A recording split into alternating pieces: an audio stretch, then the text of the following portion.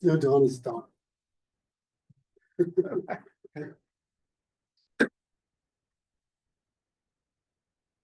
March 18th, 2025 meeting of the Palm Springs Sustainability Commission is called to order. Director McCloy, would you please take the roll call? Absolutely. Commissioner Alexander, Present.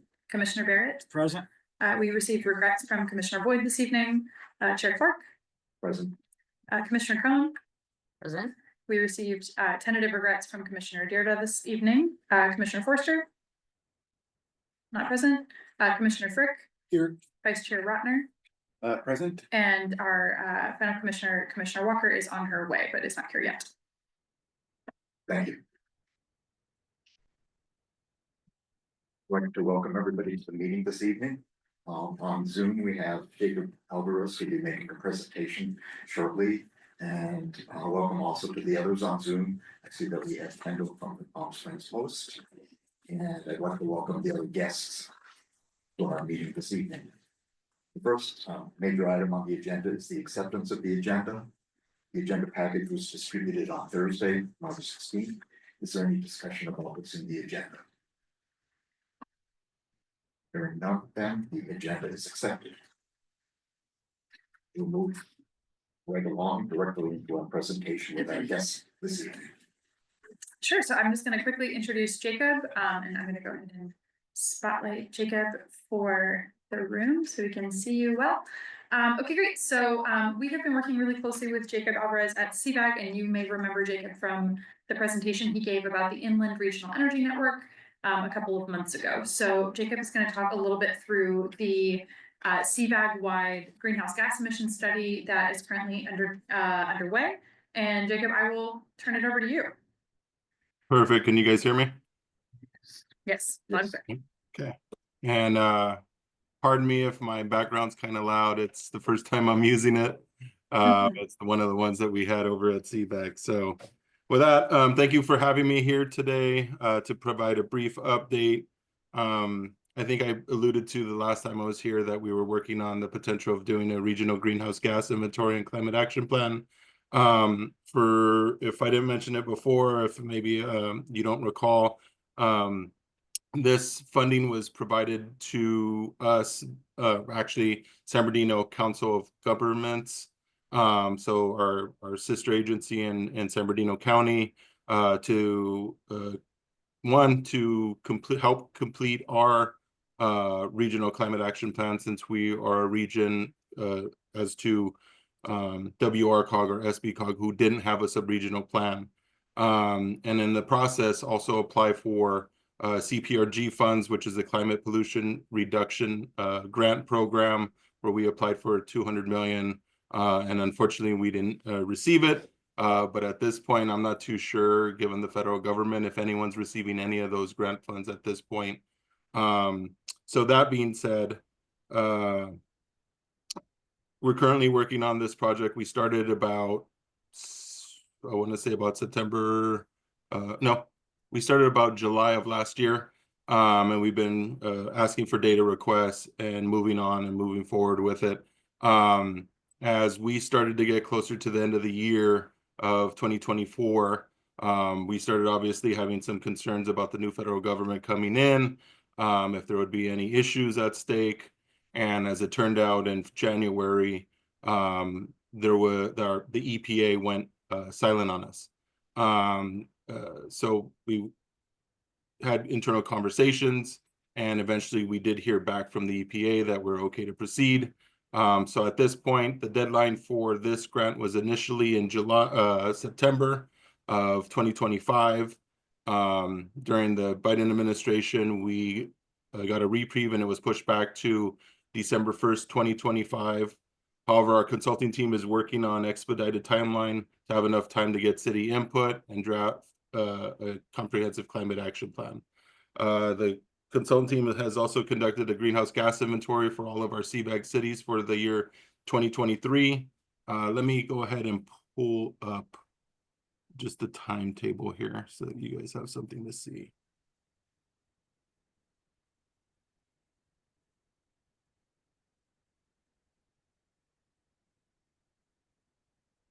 Okay, can you guys see that? Yes. Okay, perfect. So we have again a greenhouse gas inventory for all CVAG cities for 2023 and greenhouse gas projections for 2030 and 2045.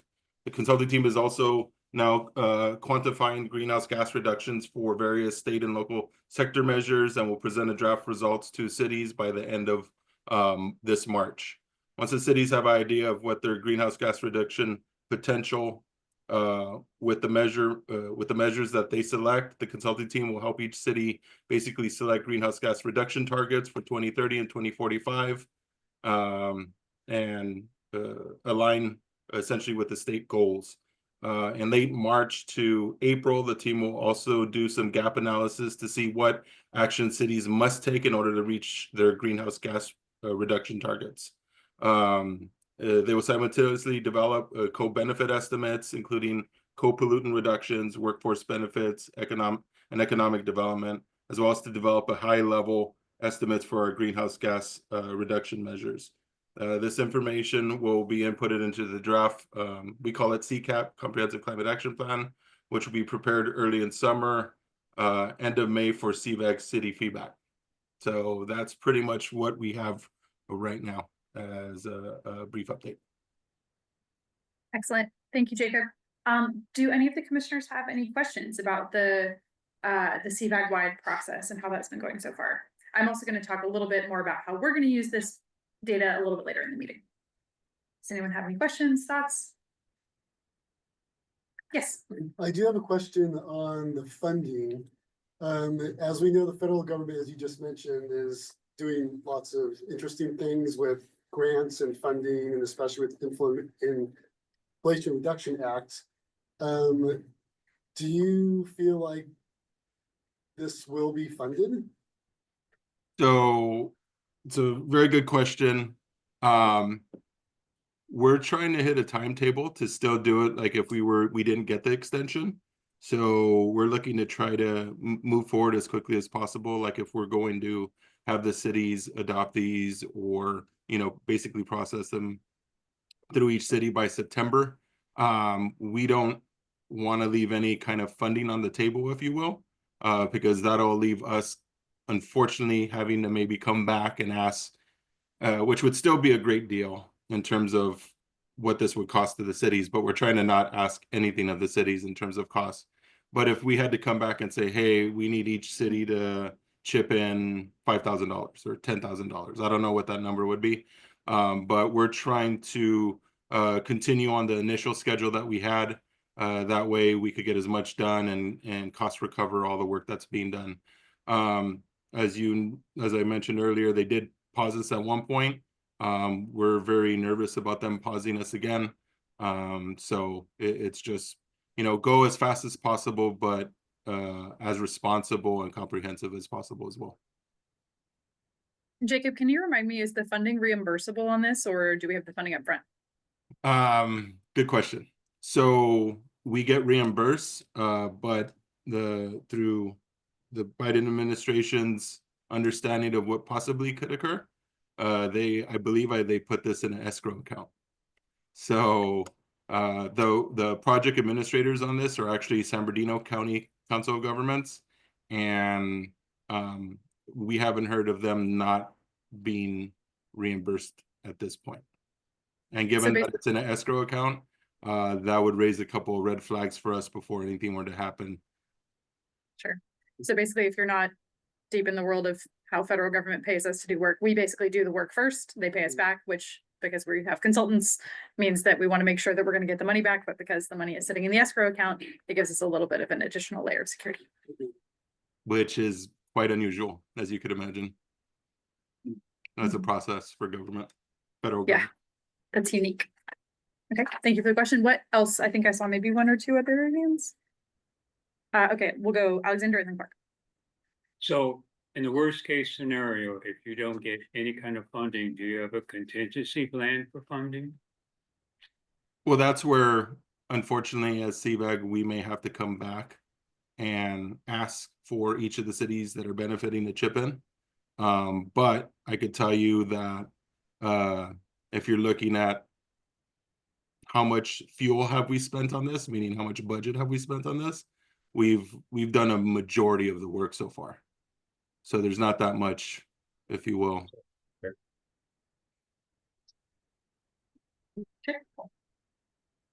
I recently saw that there's going to be a Seabag Miles traveled study. Is that going to tie into this study? I'm sorry, I couldn't hear that. What kind of study? The VMT study, Jacob, the vehicle miles travel study that CVAC's doing, how does that relate to this? That may be a separate transportation project.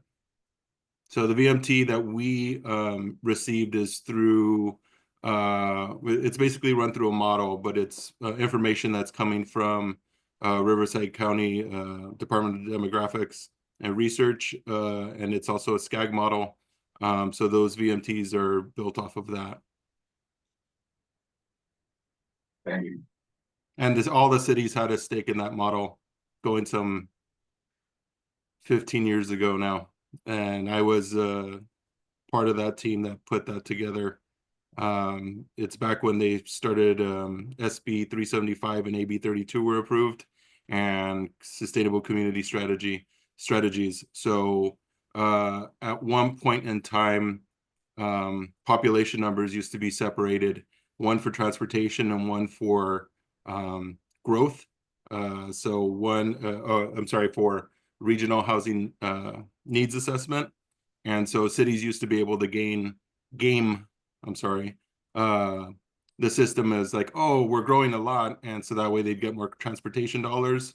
And then when it came to RHNA numbers to build the low-income homes, they would say that they're not growing as much, so then they would get lower numbers. So in that process, it actually merged the two. And so cities had to be careful and be a little bit more conservative with their numbers, realizing that there was going to have an effect on one way or another, whether it's your transportation dollars or your regional needs housing assessment numbers.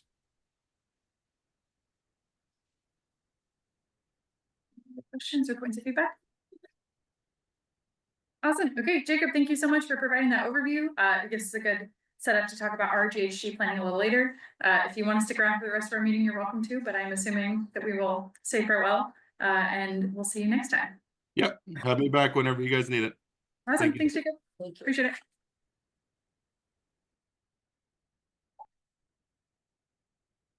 Moving along, and the next item in the agenda is public comments. This time is for members of the public to address the commission on agenda items and items of general interest with the subject matter jurisdiction of the commission. The commission values your comments, but it cannot take action on items not listed on the posted agenda. 3 minutes are allowed for the speaker. And see that we have public comments. Guys, you're gonna give me the hook. Hi, Dream. How are you? Good to see you, sweetheart. Is this thing on or off or? Just press. There you go. Oh, it's green. Hey, my name is William Miller, Bill Miller. I live in the north side of town, Hermosa and San Rafael, basically. I've been doing garden landscape work for over 50 years. My education includes seminars and classes with Penn State University, University of Delaware, Indiana University in Indiana, Purdue University, and University of Southern California. I studied horticulture and Longwood Gardens in Kennett Square, Pennsylvania. I helped rebuild Ridley Creek State Park in Lima, Pennsylvania, Gradyville. And I just recently, 2 years ago now, under COVID, completed Riverside Master Gardening Program. I hold dozens of certificates, diplomas, environmental science degrees, and other related horticultural studies. Here in Palm Springs, we have a heat problem. This is 2 weeks ago, I wrote this. Last week, this week, it was raining with highs in the 80s. And we've already had 80s, and today it was 80, for goodness sake, 80s and 90s. We've not had decent rain since last March. And last summer, we saw night temperatures alarmingly close to daytime temperatures. I've been a lifelong gardener. I've been keeping weather records of my own for over 30 years, both in Indiana near Chicago and here since 2015. And I was actually published in the local paper in 2017 about the tree damage here. The heat situation should alarm everyone. And you've all heard and seen people around the world are dying from oppressive heat. Sometimes it's too hot for planes and other aircraft to fly. We must do all we can to counter climate-related heating. Throughout this region, sadly, as also in Palm Springs, we have literally hundreds of untrained, unqualified people, so-called gardeners destroying our plants and trees, especially trees. Arborist training and licensing should be mandatory. As our Palm Springs Forestry Charter notes, trees create shade, cooling, they clean the air, improve property values, help save energy, and reduce our carbon footprint. Trees cut unto death throughout our valley and city do none of this. It breaks my heart literally to see our trees totally spoiled so that they provide absolutely nothing for any of us, nothing at all. We need whole, unmolested trees to cool the air and create a pleasant place to live. Most folks actually enjoy birds in the environment. One thing seemingly not considered by tree hackers or the city parks or homeowners is the fact that trees provide safe harbor for birds, bats, bees, butterflies, all of our pollinators. This winter alone, literally billions of flowers will not appear on the Palo Verde trees to provide food for our bees and other pollinators because the trees are ruined without branches and they can't make flowers. This city, as well as others, are complicit in this damage. The parks hire totally unqualified people to maintain our trees, garden beds, and parks.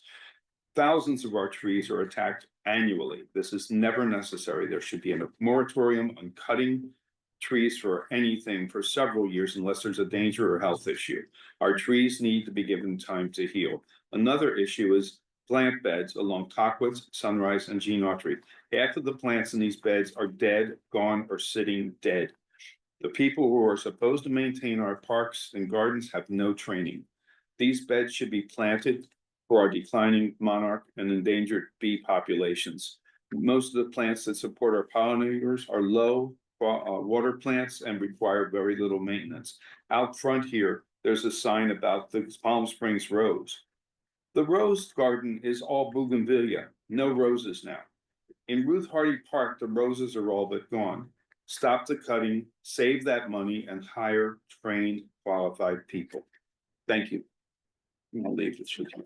And y'all have a good evening. It's so good to see you. I expect we don't have any more public comments. I'm assuming unless Kendall, you have something burning, I think that's it. Okay. So we'll move on to the agenda. I don't see that we have any meeting minutes, so we'll move to chair comments. This is my great burden. This is my cross to bear. One of these days, you guys are gonna see a whole big old novel in minutes, and it's my fault. Do not blame anyone other than me. It is fully my fault. Thank you. I completely hated the agenda. Thank you. That's good. It's good for me to feel this monthly. Okay, so the next item in the agenda is chair's comments. I just have a few things to say. The week of, on February 25th, 26th, the Blue Zones had summits on several different topics. Environment, food, tobacco, and alcohol. They were quite well attended. There were a lot of participants who made recommendations that will eventually translate into the goals for the project. I do want to point out that in the summit on tobacco, some of the goals would include the changes in our revised smoking ordinance. So there was some discussion about those as well as other goals. And I attended the Built Environment Summit, the Tobacco Summit. I believe that LP attended all of them. Do you have anything you'd like to add? Nope. Great summary. Just a couple of other things related to transportation. A notice came out last week that there's going to be there's an interactive map available for community input on CV linked community connectors. That's something that we've been talking about in our climate action subcommittee. So now some action is being taken on that. And there was reference made during the presentation to the CBAG BMT study, vehicle miles traveled study. There's going to be a Zoom meeting this Thursday, March 20th at 6 p.m. You must have the information about that. I do, and I can circulate that to the commissioners. I believe it's on the CBAG calendar. I can pull it up really quickly just to confirm that. generally speaking, they'll have it here on their little meetings. Oh, it's actually not here. I will get that information and circulate it to the group. I think it's also on the city's social media because we have been helping them promote that. It might be interesting to, for some of you to participate. Um, any comments or questions on comments? Yes, Thursday at 6 o'clock, yeah. The CBAG transportation. Note on the calendar. Moving along to subcommittee reports. The first is standing subcommittee on waste reduction. Vice Chair Rob. Hello, good meeting we had, I'll just hit the highlights. Let's see, I don't know if staff's gonna talk about, there's pre-shredding events. I think that starts March 31st, and the shredding event on April 5th. And community cleanup on the 29th. I believe if I got those notes right. Correct. And then we also had a good report from PSDS on a waste evaluation they completed on a section of the city. I don't have the number here, but they did an assessment and they just kind of their standard survey to make sure everybody's composting correctly. And we'll be going through, I have the numbers here, I have to update my notes. But they had, for multifamilies, they audited 360 units, 152 passed, 208 failed. Single family was 378 with 336 homes passing with 42 failing. I know there are certain communities where they're doing well, but weren't disposing of the material in the proper bin. So they're going through and continuing their education to those various communities. And then Director McCloy gave us a great presentation on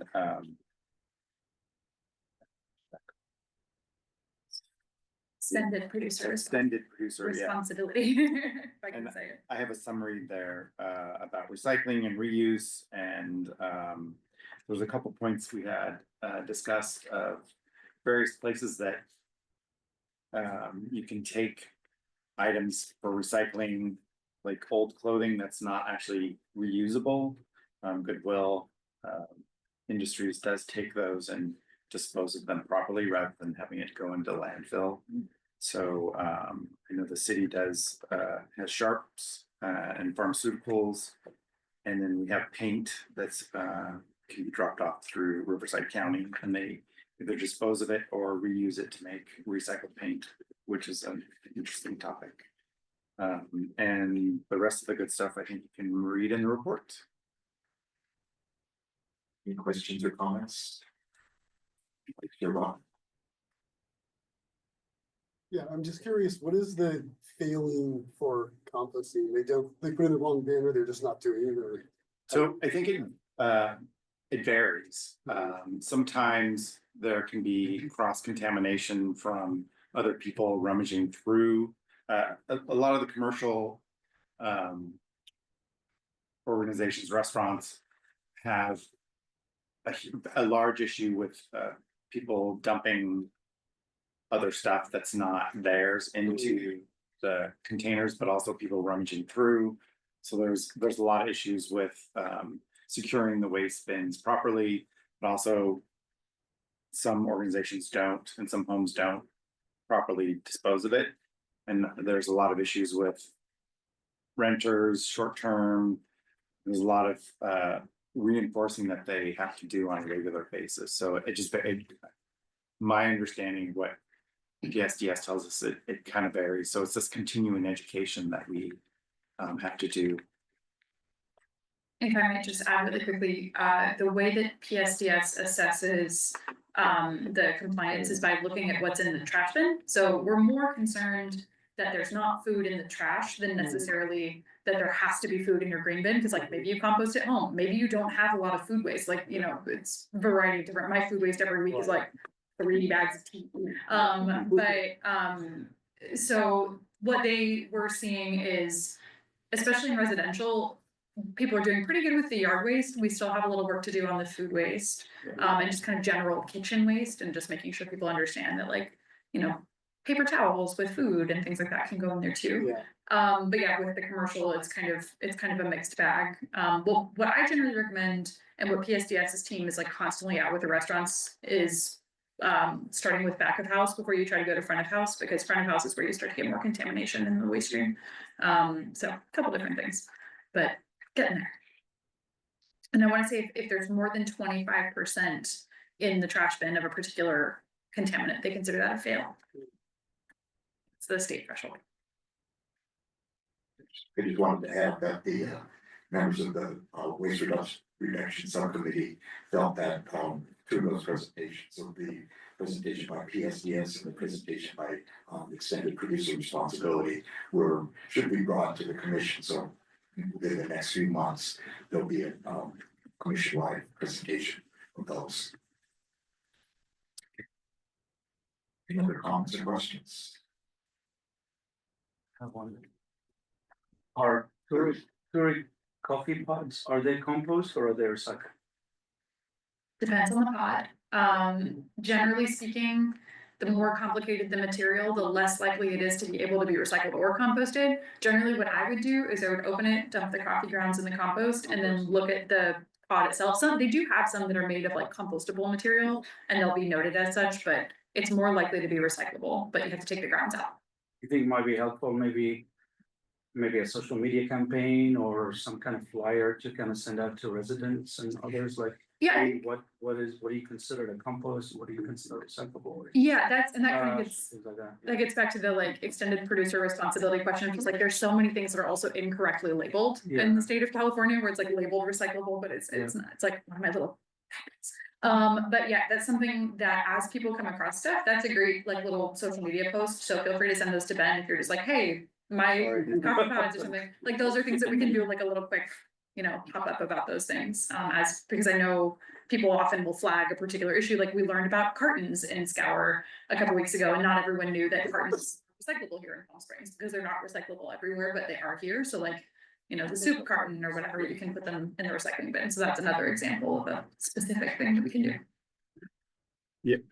And it's interesting because the extended producer, I have an espresso machine and they have an aluminum material for the pod, and they offer a recyclable thing. So I ship those off. So it never hits the system here locally. It gets shipped out and they reuse the aluminum, and it's 80% recyclable. Where the Keurigs, you can get them at Trader Joe's. You did a lot of research before I bought my machine, and it's hard because you can't have contamination of the food or the coffee. Yeah. So you have to take that out, like Director McCloy said. So it's a challenging. You want to do the right thing, right? So yeah. So this is really a nitty gritty question, but I've heard from so many people that they think that the food waste is not being composted here. They think it's like they just don't believe it's happening. And they also think that if there's any food and any recyclable material, that it can't be recycled at all. So think they have to put things in the dishwasher and so then they just toss in the trash. Sure. And these are things we're always battling against, right? So. And I'm gonna quickly attempt to give my short version of the answer of that. On the recycling side, I always try to keep in the back of my head that recycling is predicated on there being a market for the end use product. So the better quality the feedstock is, the more likely it is to make it all the way through the chain. So you can kind of think about it as a balance. Like in New York, they always used to say, like, please put your baked ziti tray in the recycling, even if it's not completely clean of baked ziti, because aluminum is so recyclable that it's okay if there's still a little ziti on there and you can, you know, scrub it off. Whereas for something that's like a multi-layer plastic, if it's like a yogurt tub that's still got a bunch of gunk, I mean, yogurt comes out really quickly in like a pressure wash, but if it's something that's less valuable or less innately recyclable, like really dirty glass or something, that might be more likely to say like, yeah, you might want to give that a rinse. But like, if your tinfoil is like a little grimy, it's still probably fine. With the composting, so that's something that we're working with a number of different local partners to tell that story better and connect people more to the food waste that's being composted. So right now what happens is the green bins get collected up, taken to Edam Hill Compost Processing Facility where it is separated out, weighed as per the state requirements as yard and food, and then it's trucked over to Coachella Valley Compost to go through its composting journey. So that's kind of like a long loop that happens, but we're gonna be working on getting some of that compost back here to give out, giving, some more visuals on how that's working. We do have two tours coming up, one for the facility in Fontana. Fontana, right, where they do bring all the recyclable materials, and another to Edam Hill, where the composting material is brought. So we'll be able to learn more about the processes when we go on those tours. Unfortunately, the tours will be limited to certain numbers of individuals because of quorum. Yeah, we can't have a quorum on the bus. That's not allowed. But yes, so we'll share that information with folks once we have that. That's right. Did you have something?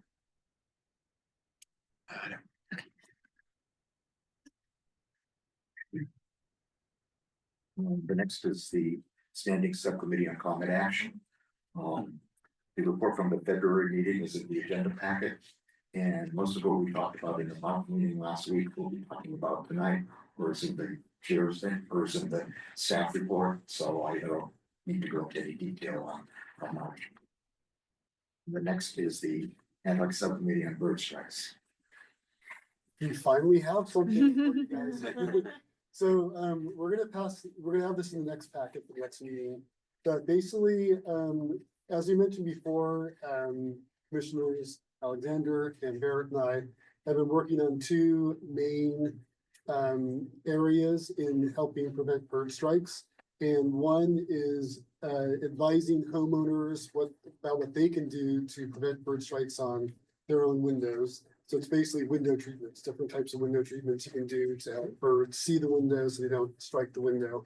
The other one is for builders to incorporate bird-friendly materials in their buildings.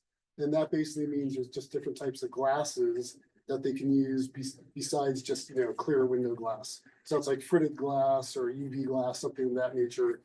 And two questions we have for the commission, once you get the packet that we already, have, is how you think we can disseminate this information to the population to have people hear about what they can do on their own windows. And two, what we should be pursuing for maybe the building department here, if we should be aiming for an ordinance or just maybe advice for developers that they can include in, permits or something about what they can do. Because I've talked to a few developers that would be really interested in this, and they didn't know anything about, bird-friendly glass or any of this kind of information. And they wouldn't incorporate it into their projects, and I asked them, even if it costs a little bit more, would you do that? And they said yes. So if there's it's basically an educational campaign, for both developers and builders and for existing homeowners and business owners. So once you receive this, we're hoping that maybe at next meeting, we can have a bigger discussion with the commission and get your feedback on how we can kind of move this forward. Just one group to add, I think might be helpful is architects and designers. Yeah. They're sometimes the creator of stuff and the builders just build it, so Absolutely. on the list of Yeah. people to approach. Yes. Any other comments or questions? So we see to continue next week. Coming, a friend of mine just finished his house. And since he moved in, like within a couple of weeks, a couple of bird strikes. No. happened, Like, it's, Yeah, yeah. it was like, very like common. watching them, they went away, but like, it was just, it's like, oh my God, we're about to find a solution, I guess, but. Yeah, They has to, he now needs to look at what he needs to do, yeah, so now you can Right. pass this along Yeah, as we get to exactly. you. but it literally just happened, so I'm sure he's not the only one. Yeah, Yeah, over 1 billion birds die per year Yeah, through bird strikes. It's like Yeah. the second biggest cause of bird deaths in the United States.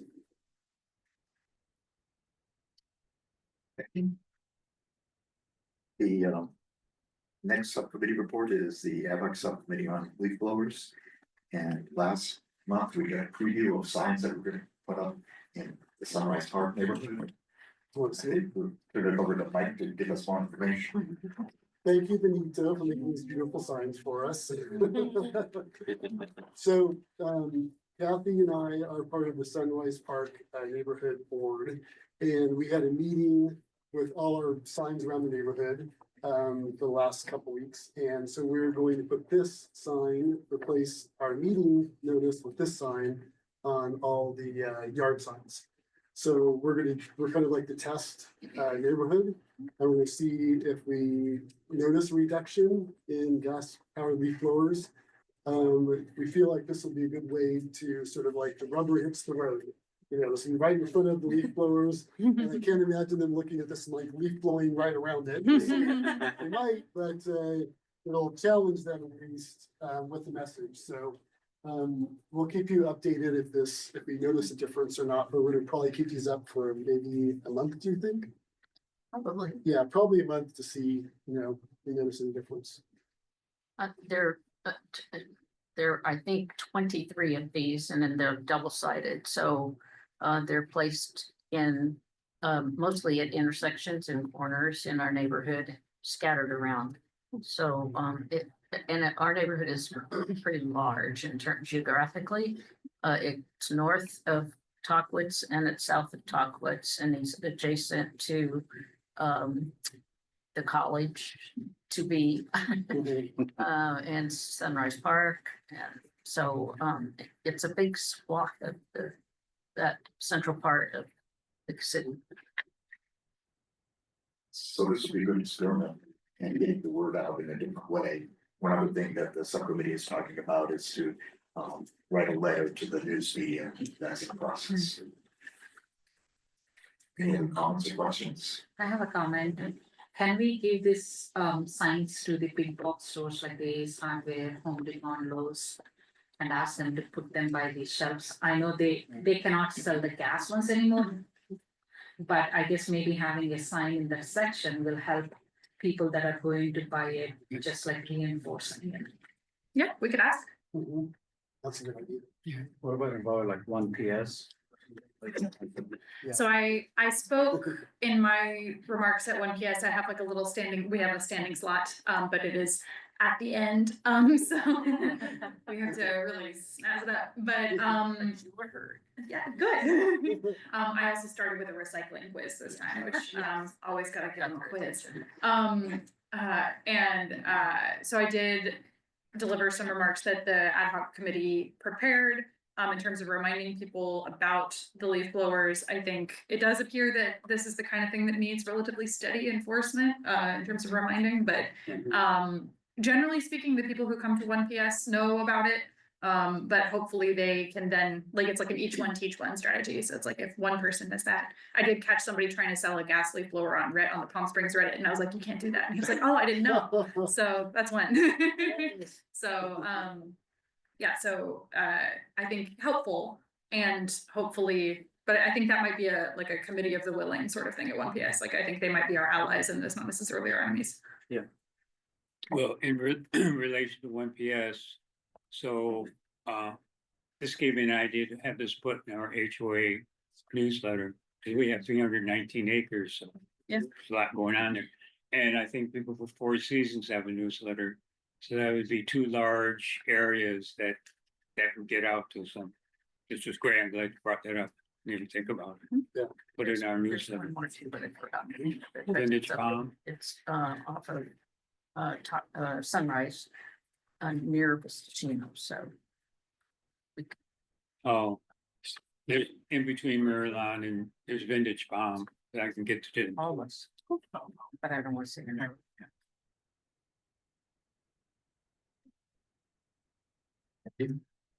And finally, we have the ad hoc subcommittee on Measure J projects. Vice Chair Rotten. I don't have any updates. We need to regroup with them at another meeting. Thank you. Next item on the agenda is the director's report. Okie dokie, so I'm gonna do a quick review of the document, and naturally, of course, I forgot to change the month of the regarding when it's updates to the commission. Always miss one of those dates. So I've got slides for two things here, and then we're gonna just kind of do a quick little highlight through. One thing that I wanted to note that I did highlight in big yellow, we will not be meeting on the third Tuesday next month because it's in conflict with Passover. So we'll be meeting actually on Earth Day, on April 22nd. We cannot meet in this room because Village Fest Board meets in this room. So I will let you all know as soon as I know which room we will be meeting in. Anticipate that it will still be at City Hall, maybe the council chamber or something like that. But can't meet in here, so might have to meet somewhere else. But just wanted to make sure that I hammered that date.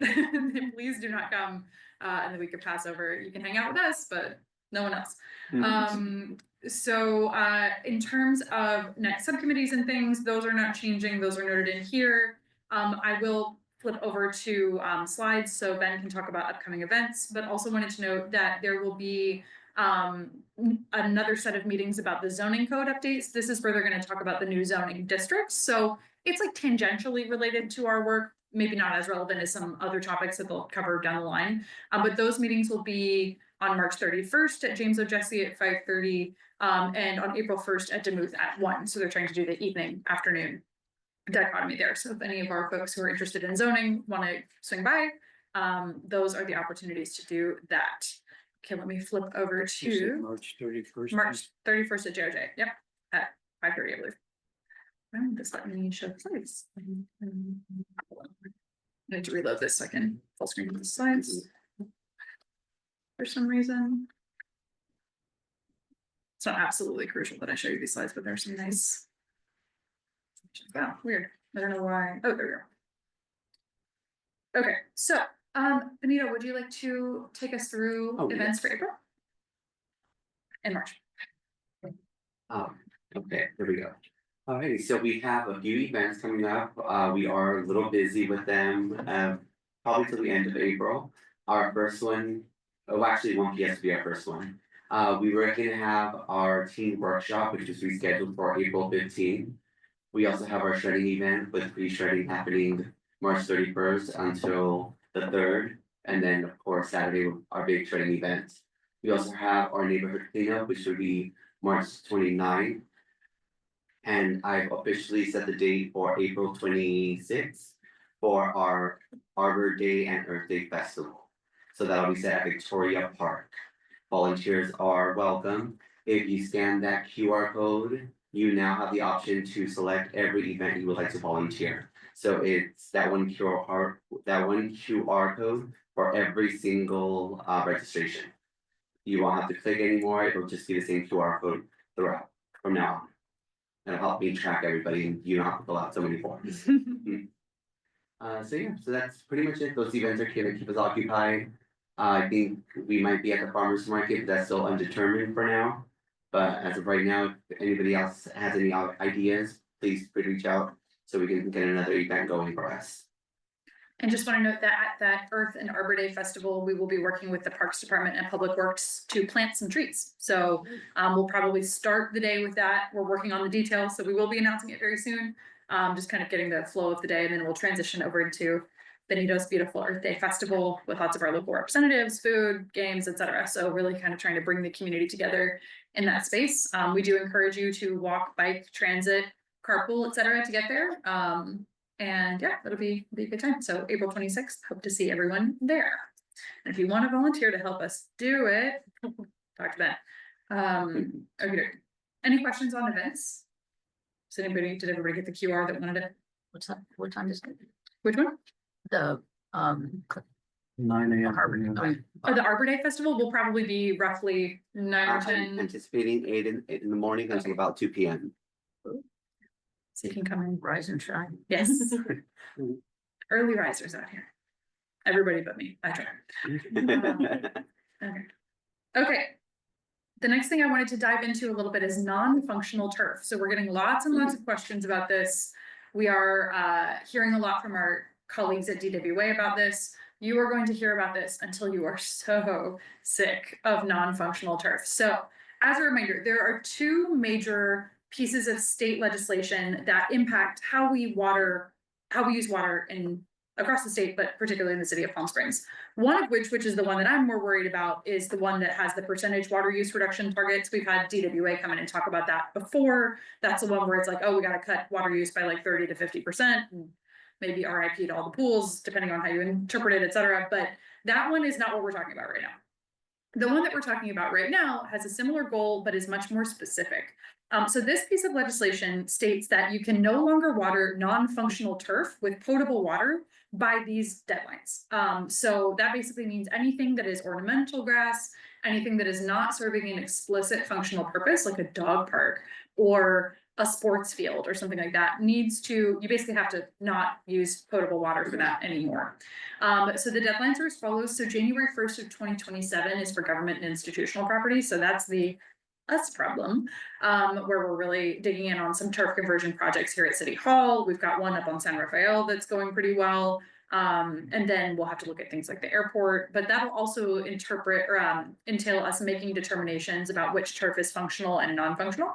Obviously in city parks, we have a lot of what you might consider functional turf, like play fields or dog park, etc. Those are not part of this particular guideline. We may still have to think about those when we think about the state's overall water use reduction targets, but those we have a little more time for, and those are a little bit more like you got some room to play around, but hitting this target will be very important for helping us do that.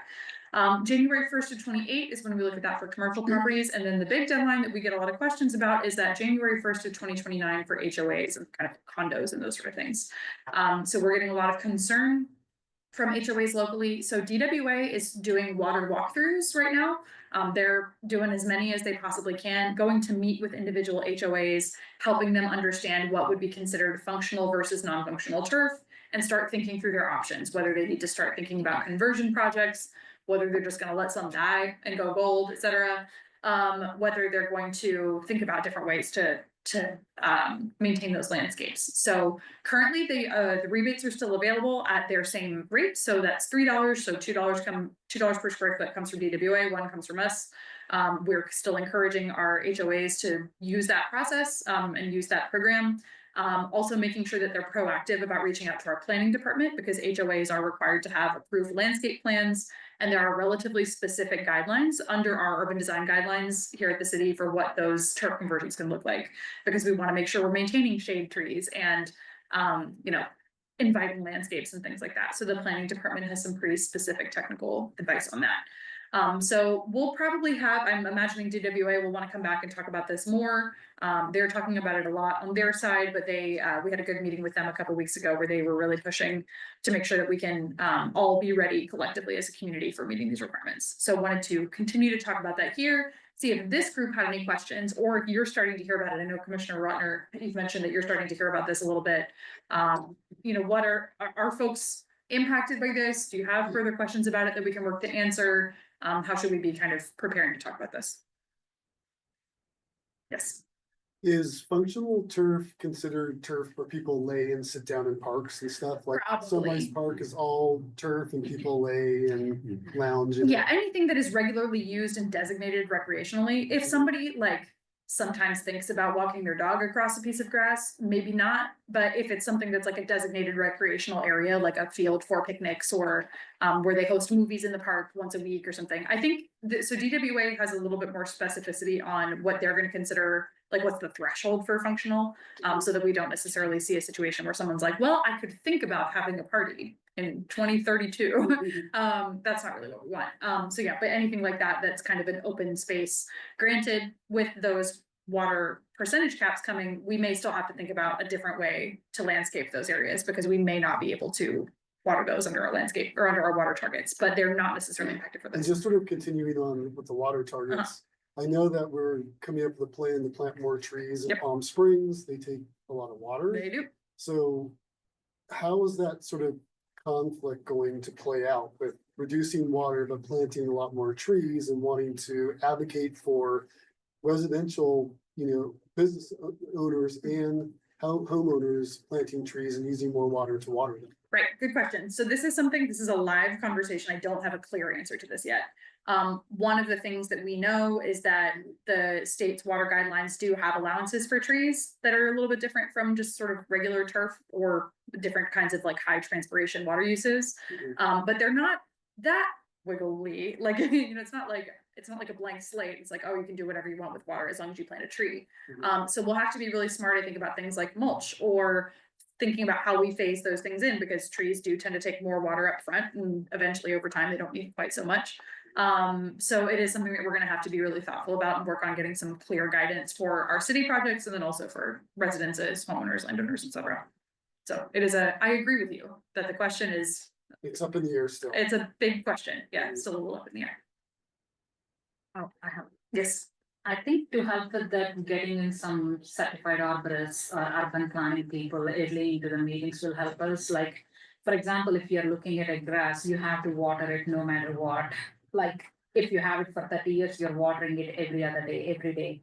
But if you plant a tree, like I have 2 citrus trees on the property that are like 20 years old, more than that. I don't have a water source for them, but they give me the yield. So with mature trees, you don't have to water them, but with a turf, you have to water it no matter what to keep it green. So I think that's where the balance comes. And I guess when we are planting the trees, or we are gonna look at like the initial amount of water usage we are gonna use and calculate it again as, okay, maybe in the down the line, after 30 years, we are not gonna use that much of water. So I'm kind of reading on it a little bit, but that makes sense where we can get in an arborist or tree scientist probably to get into those meetings and talk to us. Yeah, so getting that balance will be really important. Cause that's also the kind of thing too, it's like a tripwire in a conversation where when we're trying to kind of like work through these things, when people see these dichotomies where things don't line up, they're like, but you just told me to do this water intensive thing and also you want me to take my grass out. Like, we have to make sure that we're being consistent about what we're recommending to. Yeah. Okay, any other questions? Are other people hearing about this? No, yes, about half. I'm almost afraid to say that I'm on the sustainability commission because people are very confused about. It's interesting. How they're having, and it's mainly with costs because grass is cheap. I mean, it's there. And you mow it and it's, you know, it's the water. We're not paying true cost of water yet. But I keep telling people that at the end of the day, there's not gonna be enough water. There isn't enough water to have grass, and it's not a desert thing. So, you know, having to deal with that.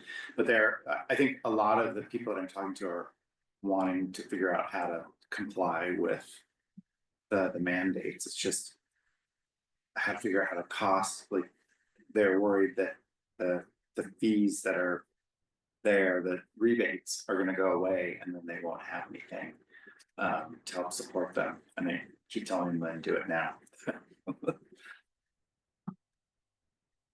It seems to me that the question of what is non-functional turf, especially in HOA areas, is going to be a big one. Probably that's where there'll be a need for education. Where I live, we have a clubhouse of this beautiful green, large front lawn. Beautiful green, large back lawn, but they really aren't used for anything. There's no activities that take place there, so there probably will be questions in that particular case. Sounds like that grass gotta go. Yes. But yes, DWA has been really helpful in going out and like doing site walkthroughs and things like that. So I recommend folks reach out to them and schedule one of those walkthroughs. That's all for my report. Thank you. Move on to the next item on the agenda, which is old business. And the item that we have is the energy efficient upgrade ordinance. Yeah, so we won't have 20 minutes on this, might have 2. Commissioners may remember at the last meeting, we gave a quick update about some of the like design principle changes that we're taking. We're doing some additional research, working with David Friedman as a consultant to help us make sure that the ordinance is clear, streamlined, and maximizes the carbon emissions reductions we can get, while also maximizing cost savings and minimizing upfront costs. So we're still heads down on that, figuring out if there's different ways that we can support people financially to do some of this work and trying to get the sequencing right. So we don't have anything updated for you all to look at this month. I anticipate next month we may have something for the subcommittee to look at in terms of maybe streamlining some of the project pathways or making things a little clearer on certain project types. So definitely feedback was heard from this group, from other stakeholders that it's a little confusing, sounds expensive, they were a little scared. So we want to try to make sure that we streamline that as much as possible. That's it. Any questions? Anybody been having nightmares about this? Great, only me. Okay, awesome. Yeah. You're full-time, we are only once a month. Fair. Welcome to, I'm really fun at parties. But this is something that, you know, we had to dig into deeper. Right. And we agreed that we would like to keep it for the commission monthly or every other month if possible. Correct. And finally, new business is Palm Springs greenhouse gas reduction. Yeah. So this builds on what we heard about from Jacob a little bit earlier. So we're in the process of doing this CVAG wide, sorry, I'm just moving this so I can take guys can see. This CVAG wide greenhouse gas inventory, which is both preparing a valley-wide kind of picture of how things are looking for the whole region, but also preparing sub-inventories for all 9 of the cities that are CVAG members. So it's all the cities that you can think of off the top of your head, plus Blythe. Because you're like, why? There's only 8. That's a 9th one. So we have just received a first draft of some data. Like with anything that is a big data task, we have a lot of questions. And so before presenting that, I'm not going to give you any numbers tonight. I'm not going to make anybody do math. Juliet's just like, don't make me do that again. She had to listen to me like beautiful mind, some shit in my notebook, sorry, earlier today. But we're in the process of checking data with the consultant team for 2 reasons. So one is to make sure we understand their calculations and their data sources. So what made it in, what didn't make it in, what are the main drivers of changes, and then also figuring out how we can compare our inventories that we've had in the past. So we have a full inventory from 2018, an estimated inventory from 2020, and you might say like, oh no, that feels like a really long time. Small cities, generally speaking, do inventories like once every 10 years. So we have a roughly every 3 years cadence, which is pretty good for our planning purposes. So the inventory that we're looking at is actually going to be 2023 data. Again, most of these are usually computed on a 2-year lag because it takes a little while for like all of the meter data to be caught up for the year, or for the transportation modeling to ingest all the data sources from that year or whatever. So not uncommon again for us to have a 2-year lag or look back for an inventory. Like when I was in New York, we would be doing 2019s and 2021, and like that's kind of just how it goes. We want to make sure that when we're looking at those inventories that they're apples to apples as much as possible. So we can say, yes, this is a meaningful change between 2018 and 2023, or 2020 and 2023. So we can understand the sources of those patterns.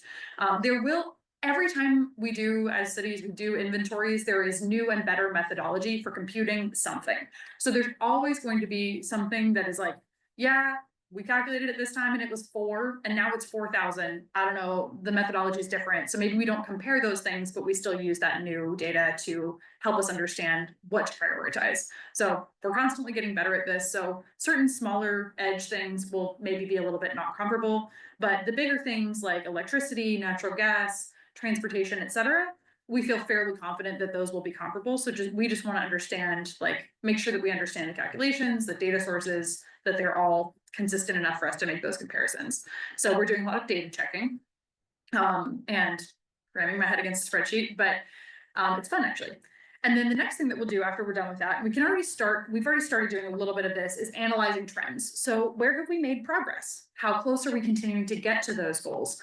And then also an interesting thing to understand is how will state and regional efforts also help us reach those targets? So you'll probably know that the state of California is very aggressive on a lot of the climate goals.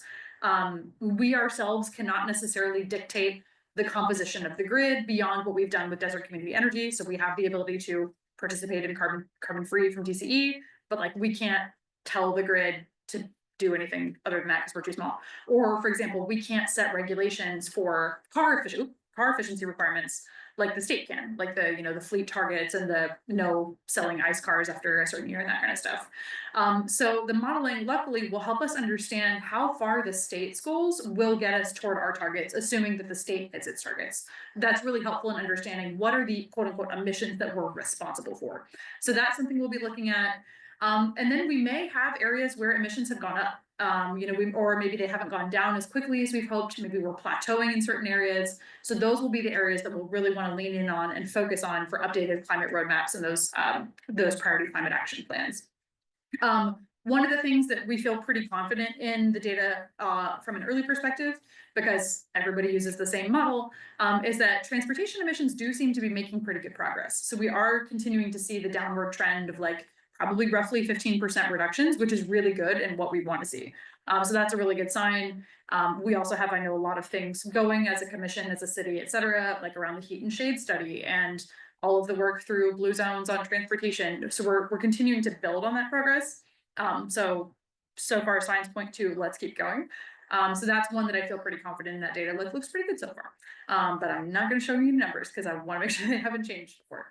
And then after we kind of go through and really chew on those trends, because it's pretty like, it's like relatively weighty information, like it can be pretty significant.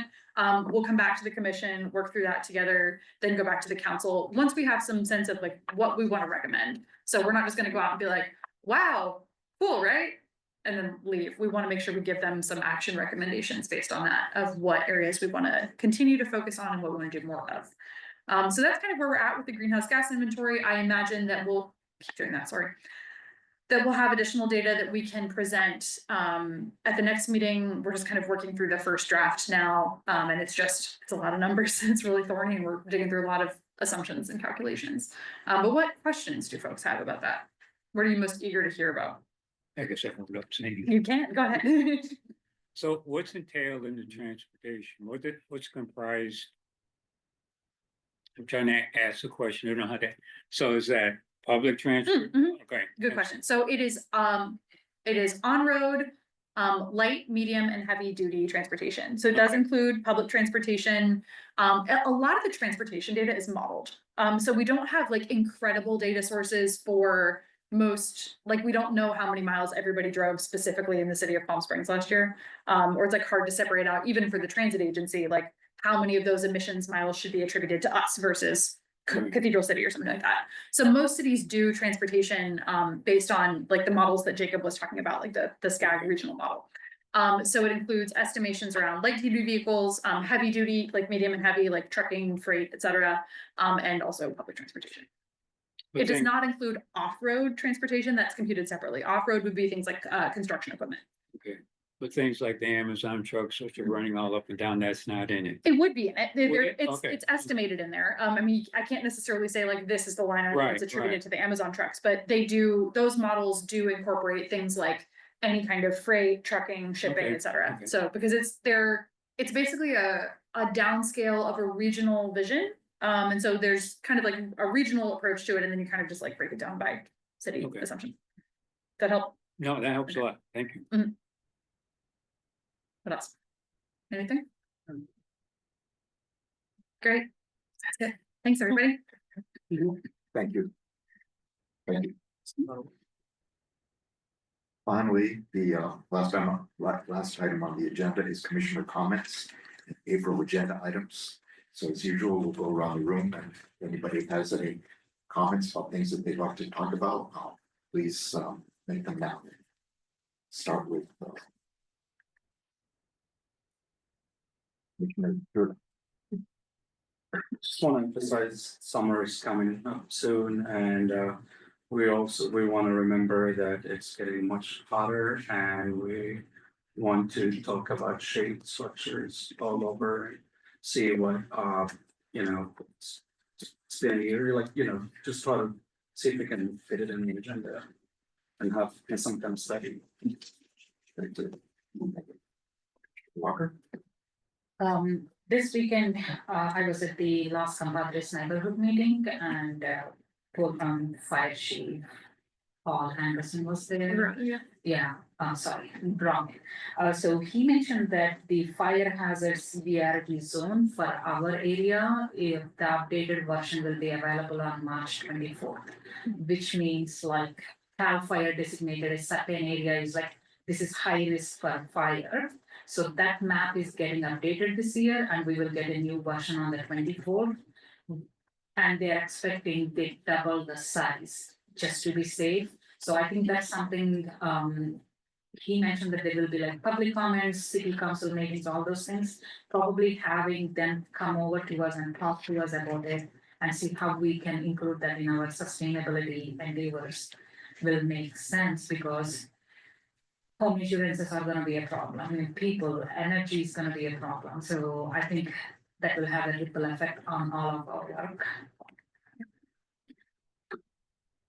Thank you. Commissioner Ron, Nothing for me. Commissioner Alexander. I'm just gonna bring up the errant garbage taxes against. I'm just gonna keep Yeah. bringing that up. Yeah, You mentioned there was some group you were gonna, yeah, so it's something that came up in the Scour meeting, so we'll set up a time and I can talk you through. Yeah. What we talked about that. Sorry about. because No, my go ahead. fellow realtors are Mhm. concerned. Thanks for the reminder, apologies. All right. 12 miles away.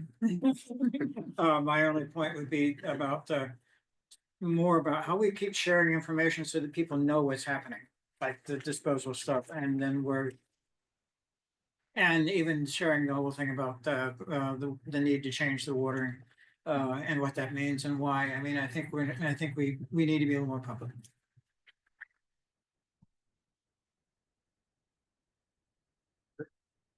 Two things. The first thing, I'm not sure if this has ever been discussed before, but we're watching all the roads being repaved with this black top. And it's like 175 degrees coming off it in the summer. And so is there some way of, I don't know if other cities are doing this or Phoenix is doing this, but making roadways more reflective or less heat absorbent? So it cuts down on the heat, dome within the city. So that's one thing. I don't know if we can discuss that in the future, if people are interested in that, sort of going over that. And the second thing is I've noticed there's not a lot of bike racks at trailheads. So, especially at some of the Lichen trails.